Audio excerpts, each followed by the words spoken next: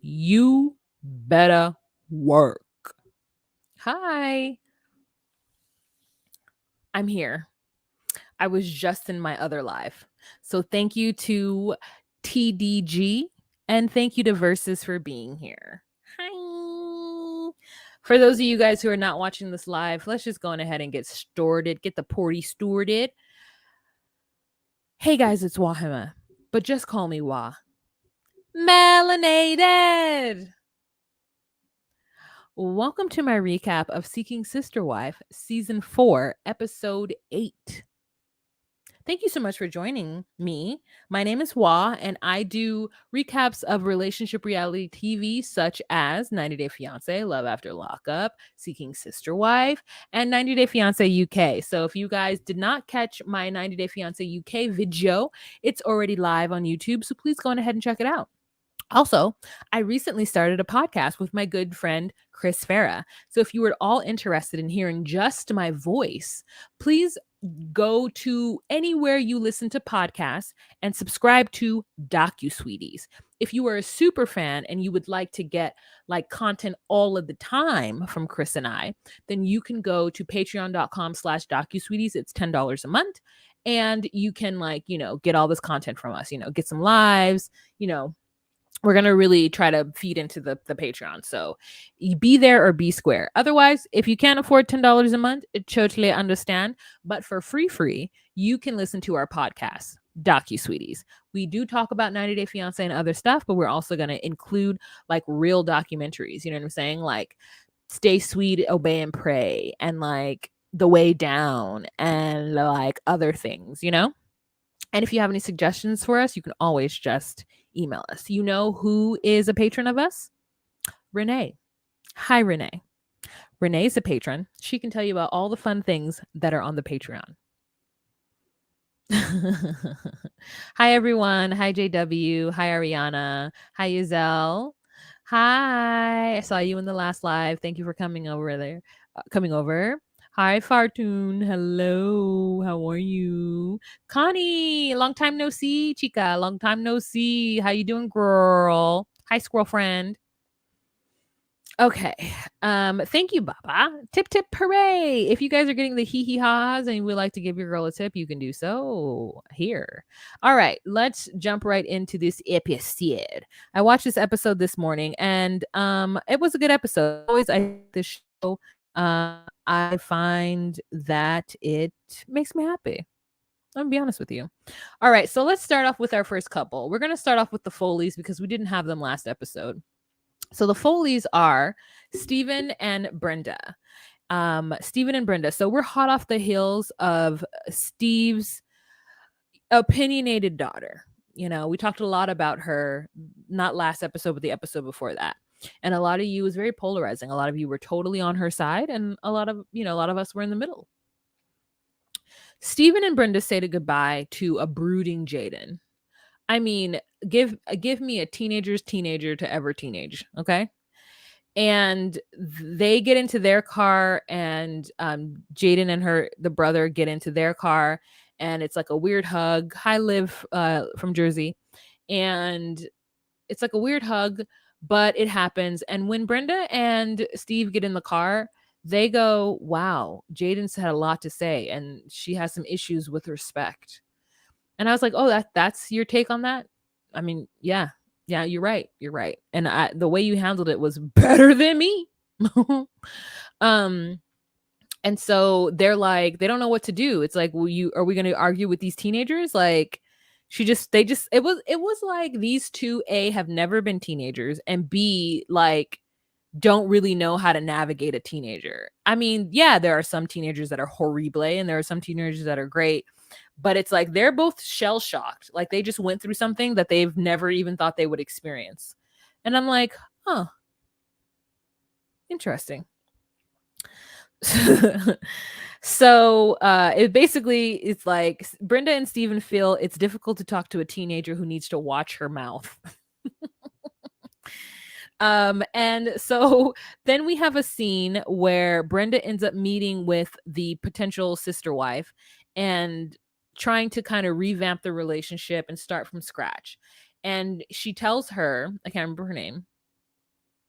She tells her that, you know what? I really feel like you and Steven, when we're all three together, you guys talk so much that you guys like are on the same wavelength, and I just feel on the outside. And what I'm looking is to have that connection with you. So I want you to reach out to me, open up to me. I want us to have some girlfriend hangout time. And at this point, I think Brenda just needs to tell Steve that he's got to let what's her face go. April, is that her name? I don't know. But the reason why is because like you cannot force this 21-year-old to be friends with you. This is a child. And no offense to anyone that's 21 years old. Because I would be friends with a 21-year-old, but like I couldn't be friends with a 21-year-old who I'm sharing a partner with, because you're not talking to me, and the whole purpose of this is for us to be one family unit. And I have asked you repeatedly to show me some love and to be my bestie, and you don't want that. And so she says, I'm gonna try to give her more attention, but it's hard. Like I'm just like, if you don't want to, if it isn't in your spirit, don't do it.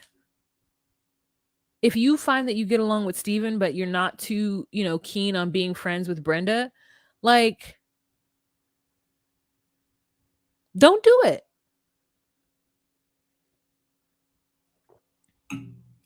Don't do it. Thankful for my teenager is still sweet.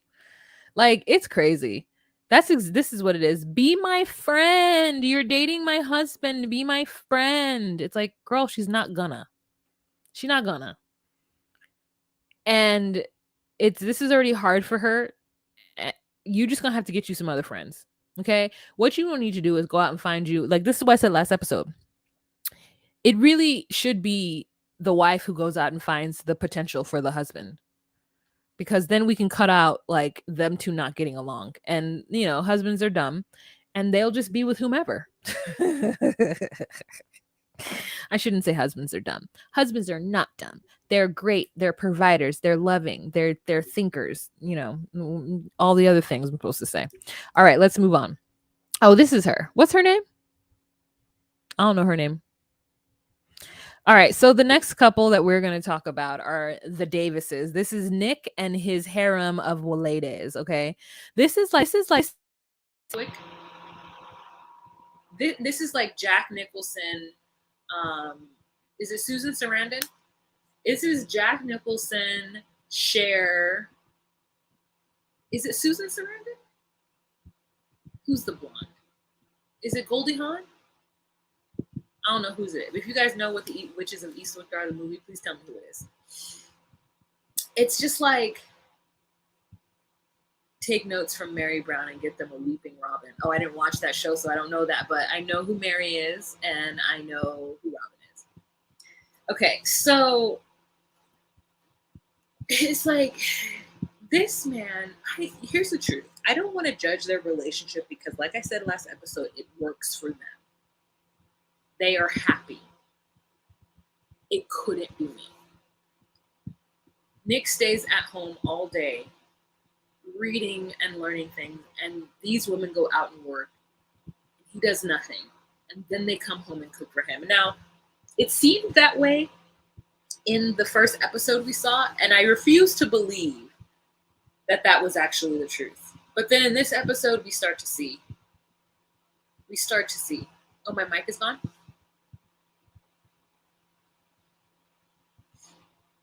Are they happy, Wah? Are they? I'm going to take it at face value. They're happy. Is my mic not working? Wavy Wubby, hello, welcome to the show. Never seen you before.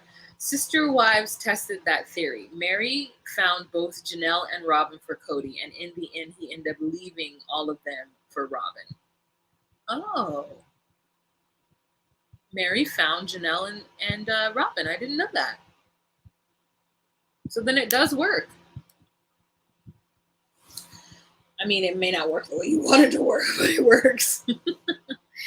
Okay, so Danielle didn't sleep well because she was bumping and grinding with Nick all night, right? And then we cut to April and Jennifer sleeping in the other bed, and they didn't sleep well because like A, they missed Nick in between them, and B, I think it was just uncomfortable. So at some point in the noche, Jennifer gets up and she goes, or April gets up and she goes and sleeps on the couch, and Nick gets up and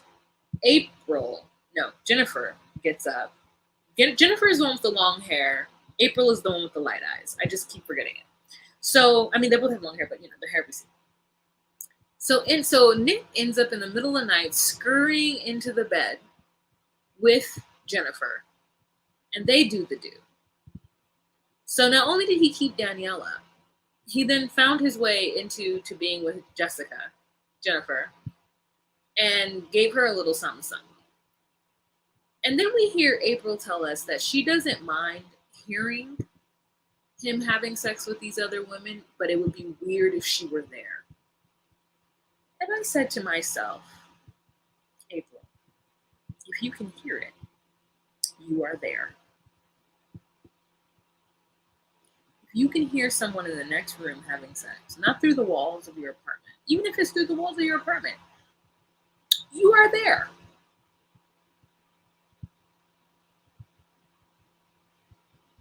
You are there, man. So that was weird. In the morning, they all get in the bed together. And they like try to get what's her face to squeeze in. Danielle to squeeze in with them. And they all lay in the bed and giggle. And Nick says, so I'm really hungry. Who's going to make breakfast? And so all of these biddies get up and begin to prepare breakfast. There's bacon, there's grapes, there's other things.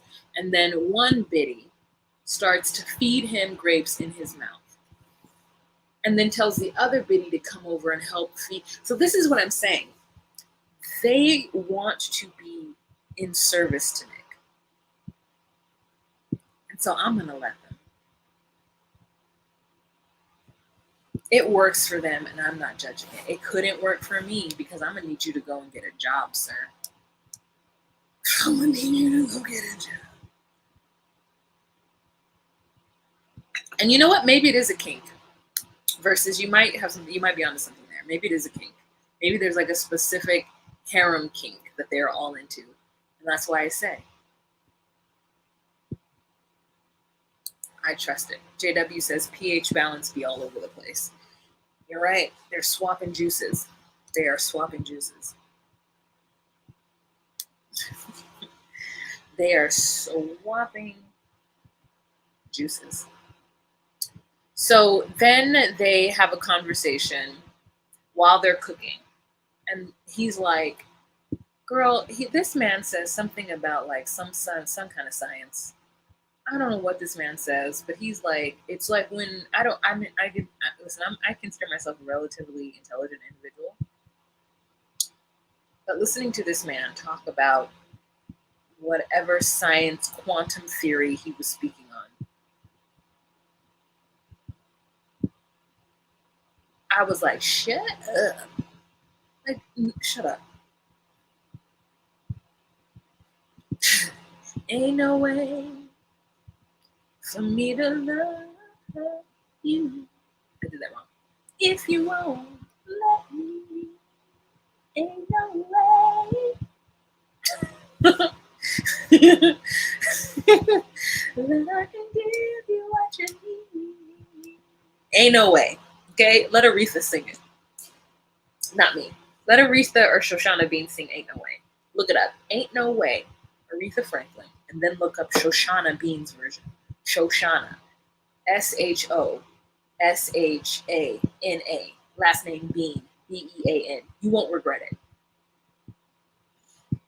Do the other wives have children? Only one of his first wife, April. She has a child. And I don't think the child is with him. That child is 16 or 17. Like, this man just started talking about stuff, and I was just like, he's like, it's a theory of when, and I was just like, couldn't be me. They're like, then she says, which is the title of the episode, is I love your big brain. Can that big brain go out and bring in some money?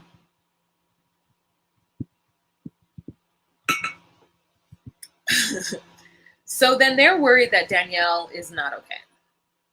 They say that it's one thing to spend a weekend, it's one thing to say that you'd be down for this lifestyle, but it's a whole other thing to live it. And I agree with them. They're being really smart about this. The fact that they all take care of Nick is a problem for me. And so this level of polyamory, or this type of polyamory, I couldn't do. If I'm going to be in a polygamous relationship, the man needs to provide. Now, I'm not saying I won't work, because I want nice things. But what I am saying is that he's going to have to provide. He's going to have to get Garrett money. He's going to got to get Steve money, okay? Now, I know Nick ain't Garrett or Steve. I know he ain't that. He don't got construction companies or building house companies. He doesn't have it. But all that reading you do, you need to go on ahead and get you a little security license and read while on the job, okay? Read while watching a vacant construction lot. You need to find a job that you can read, where you can read and learn things. And it's just like, these women are smart women. And so I don't think it's manipulation at all. They want this. They want this service. They want to do this. I fully wholeheartedly believe it. So I'm not under the auspice that like he has tricked them, or there is no tricking. There is not a trick to be had. If a man don't work and I got to take care of him, he's not tricking me. I am tricking myself. So there's that. Wavy Wubby says, the way he's gotten these educated women to not only put up with him, but marry each other is absolute to absolve himself of any kind of responsibility is almost genius. Now that I will agree with. The fact that he's like, I don't want anybody to be jealous, so you guys marry each other. All that means is that he's not liable for them at all. He could walk away from the situation and nothing would be on him. Nothing. So I need him to hurry up and have some babies so that man can have something to do. Because what he is going to be doing is taking care of them babies.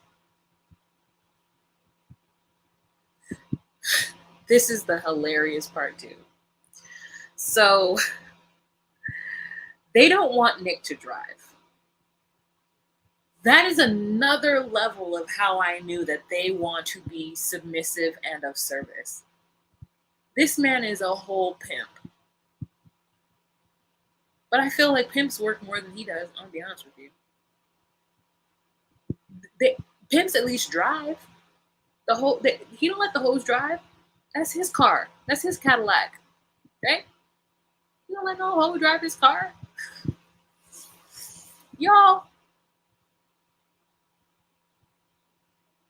can I have breakfast? And we don't want you to drive.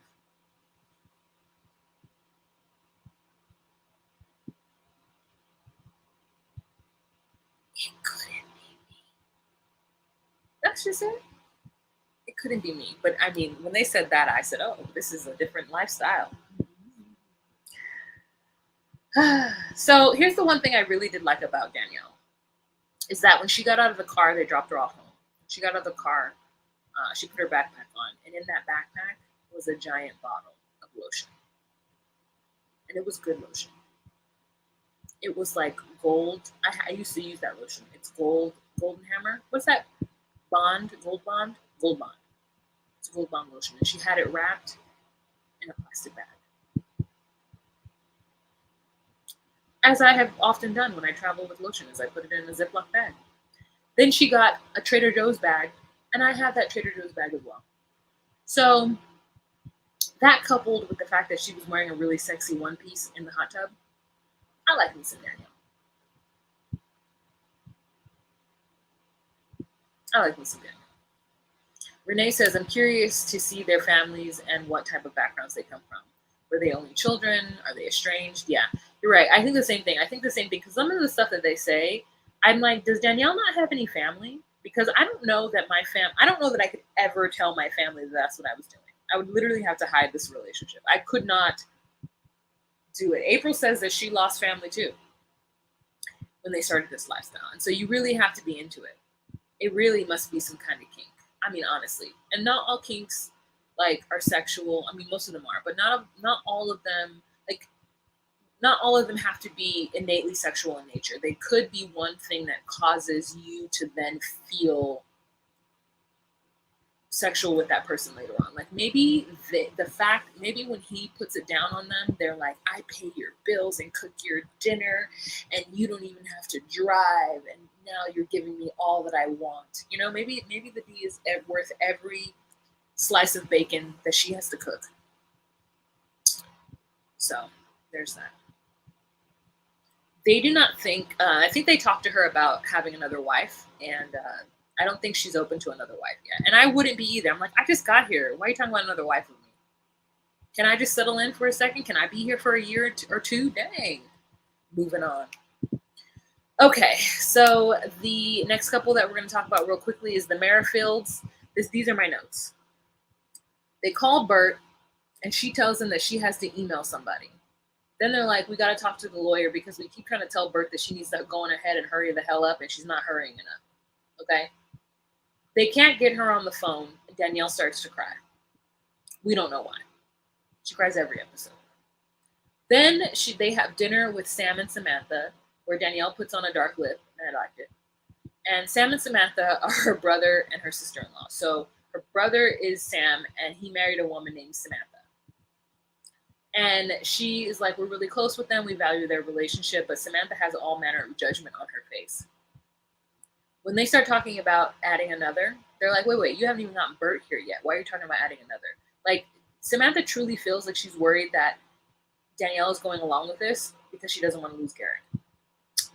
And so she has, all these concerns. Then they go on ahead and bring up the quintessential American thing where they're like, oh, are you sure she's coming for the right reasons? Like, they've been trying to get that girl on a plane for a very long time. What do you mean the right reasons? Then they start talking about Garrett wanting to have kids. And I don't know if Danielle can't have any more kids, but Danielle is young. I don't know if she can't or she doesn't want to because, like, labor and pregnancy is horrible for her, but she does not want to have more kids. And he's adamant about having more kids. And the only way he can have more kids is if Bert comes to the U.S. and starts pumping them out. And I think that makes Danielle feel a certain way. And so I wonder what the issue is with her having kids. I mean, listen, if it's truly that she just doesn't want to birth another baby through her body, I respect it. But I feel like this might be the unintended consequence of that. And I'm not saying that she's wrong or anything like that. I'm just saying, like, it might be the unintentional consequence of that. And they wonder if Bert is scamming. Again, I'm like, if Bert was scamming, she would have been there. And they just hope that Danielle isn't being taken advantage of. Does Garrett take care of his current kids? Yeah, his current kids live with them. Like, they all lived in that trailer for like a year and a half. They're 2 boys. Yeah. The current kids are 100% there. And Garrett 100% takes care of them. All right, let's move on. Because I never have anything good to say about the Merrifields. And I just don't want to be on this app, like, tearing them down. You know what I'm saying? It just feels like bad energy. It feels like bad mojo, in my opinion. So let's move on to the F's. Now, this was a very interesting segment, let me tell you. Because this is the segment where we meet the potential third who has no idea about his lifestyle. And so he tells us that he met Janae before he met Indy. So he broke up with Taryn, and he met with Janae, and then he met Indy, and like him and Indy worked it out. He has not told Janae that he is polyamorous. He is coming out of the straight up left field blue of this. And I feel like a lot of you guys would be right on par with the way that Janae feels. He's very worried that he has to tell her. He's ironing a polo shirt that he doesn't even end up wearing. He's ironing a polo shirt, talking to Taryn about meeting her and being like really nervous about the situation. He even got an Airbnb so that he can cook for her because he feels like he's a good cook and he feels like this might help soften the blow. Like if he brings her, he flew her out too. So it's not like she just, he paid for her flight. And I'm trying to get somebody to pay for me a flight somewhere. I'm trying to get for somebody to pay for me a flight somewhere, okay?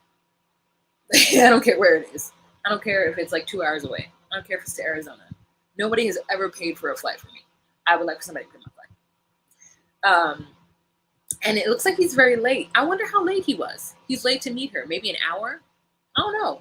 But he's like, I am so sorry. I didn't mean to be this late. And she's like, It's okay. Listen, the truth is he was this late and he came in bearing food, but she was hungry because he told her not to eat very much. So had that been me, I would have been upset. I'm gonna tell you right now, I'm always hungry.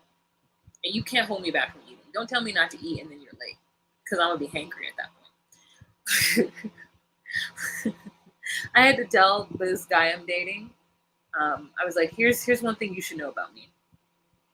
I get hangry. And he's like, what? I was like, no. If I tell you I'm hungry, I mean it. Like, I'm not. It's not put play. If I say out loud to you, oh my God, I'm hungry, that means that we need to figure out food stat. I need to eat in 30 minutes, or else it's not gonna be good for anybody involved. So he shows up and he's got the food. He starts to get everything ready. He says that hope that the meal will smooth things over. And then they ask each other about their situations. He asks her, like, you got somebody in Atlanta? And she's like, nobody you need to worry about. And I respect it, because that's how I feel too when people ask me if I'm seeing somebody. I'm like, listen, I am, but it's also none of your business, because I'm barely seeing you. So don't worry about it. Until you start to ask me to be your girlfriend, you don't need to know what I'm doing. It's any business. Now, if we're intimate, I can understand you asking me just for like intimacy's sake. Like, if you're like, hey, are you sleeping with other people? Like, you need to make sure, like, STDs. I get that. But you don't need any details. Also, until we become in a relationship where you're like, I want to be your girlfriend, I want to be your boyfriend, can you stop dating your other people? Absolutely, I can. Because that's the magic word. Otherwise, I'm not exclusively dating anybody. Okay? I'm going to exclusively have a boyfriend. So he tells her that, him and Taryn got back together. And she's like, really? And then he's like, yeah. He's like, and I told you about the girl Indy that I met after you. So we're still together. So I kind of have 2 wives. And Janae's like, and he's like, yeah. And she's like,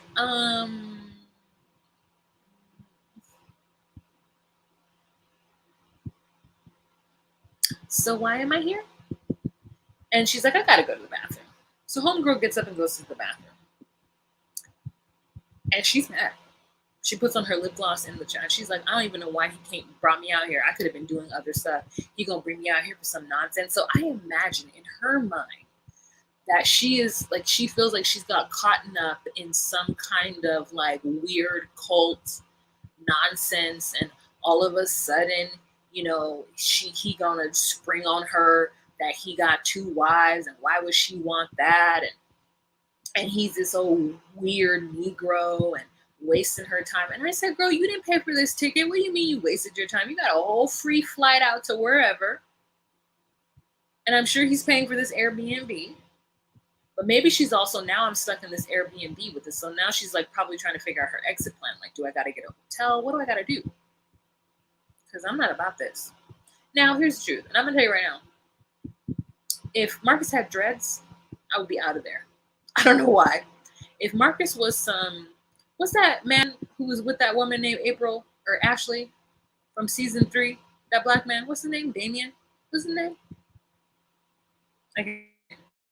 But if I met someone who was all like hippie yogi with like long dreads and like was like borderline hotep, and he was telling me that he wants like a harem of women, and he wants me to be his 3rd wife, and that he's like, that's his calling, I would 100% be like, nigga, what?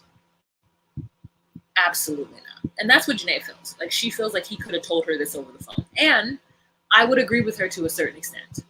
Because if you are not familiar with this lifestyle at all, being flued out and then told that that person would like to add you to their harem, like, I'd be like, you should have told me this before I came all the way out here. I'm here, so I'm going to enjoy myself, but you should have told me that. The answer is no, but let's go out for dinner. That's why I'd be like, the answer is no. And then I'll have to tell my friends and put my location on and say, if I go missing, this nigga took me.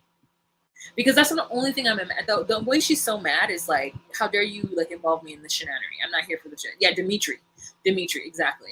Like, if it was some Dimitri ass looking man, I would have been like, And then if I actually saw Ashley on top of that with her bendy and her like whole like spiritual vibe, I would have been like, I'm sorry, I'm not joining your cult. I'm not joining your cult. But Marcus doesn't look like a cult leader. You know what I'm saying? So I wouldn't give him the benefit of the doubt. But that's only because I'm familiar with this lifestyle. I'm familiar with it. If somebody were to just spring it upon me, I think I would be upset too. I'm like, you should have told me so that I could have made an educated decision before I came out here. And she thinks that sharing a man is weird. And I said, well, good for you. Good for you in your dating life. Because I'm going to be real honest with you. The main reason why I'm open to polyamory is because it is very hard for me to find a man. I feel like any man who wants to be in a relationship is already in one. And if they're not in a relationship and they want to be in the one, they don't want me. Let me tell you about these married men who love me. I mean, I could catch a married man from a mile away. It's the ones who are already in relationships who are interested in me. So like at this point, I'm like, well, maybe there's something in for it and do it for me. Like I cannot find a single man. So I'm open to it. So that's why I would be okay with it. But I imagine if you were somebody who feels like you could snap your finger and get a man in 2 seconds, why would you share one? So I'm happy for Janae and her success in life. I don't have that luck. So that's why I'm open to it. I can honestly say that with true clarity that the main reason why I'm open to polyamory or don't see anything wrong with it or like understand why somebody would do it is because of my dating life.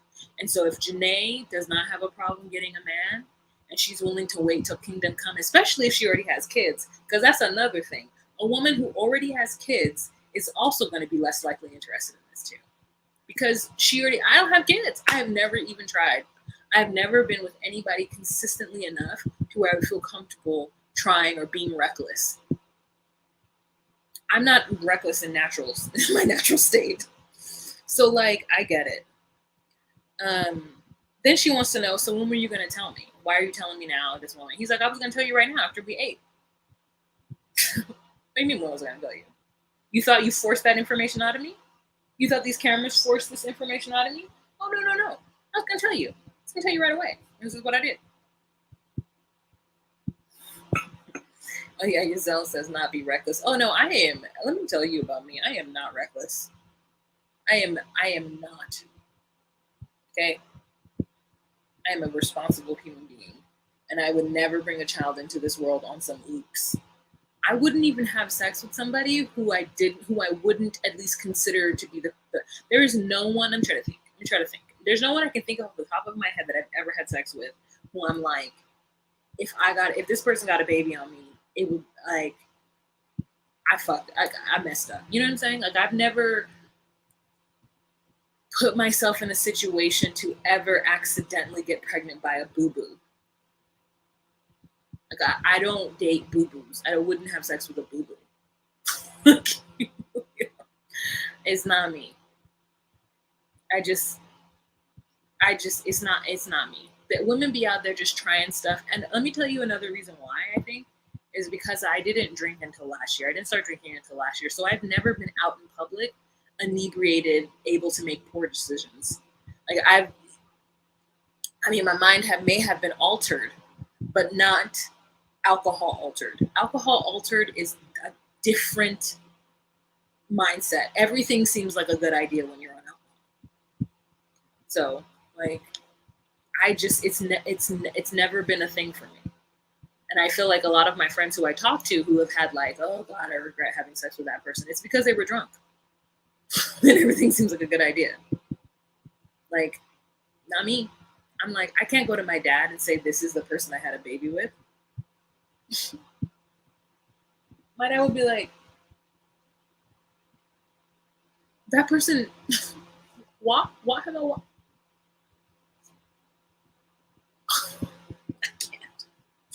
I can't.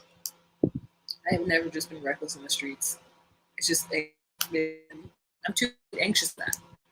Just like Parton said, yep, too anxious. I can't go home, leave my family, and have them look at this fool. Like, absolutely not. I was raised as a Jehovah's Witness, and when I left the religion, I thought about going buck wild, and my brain was like, "Is you stupid?"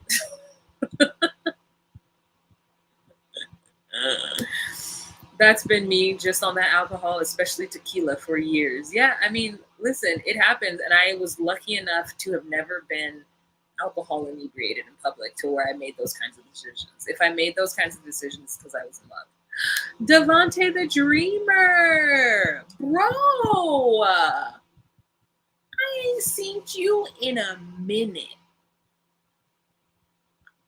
and then maybe that's my fault. Maybe that's my fault. But how are you? I hope you are well. I ain't seen you in a minute on these YouTube streets.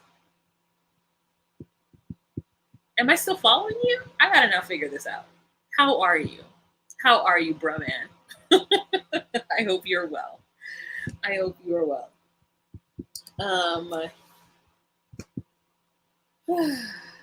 That's it. You guys, Devontae does comedy videos. He doesn't do recaps, but he does comedy videos. So he'll like do. Yeah, he does comedy videos. He says, "What? I've been lifing. LOL. I'll be back soon." All right. Glad to see you're doing well. All the best for you.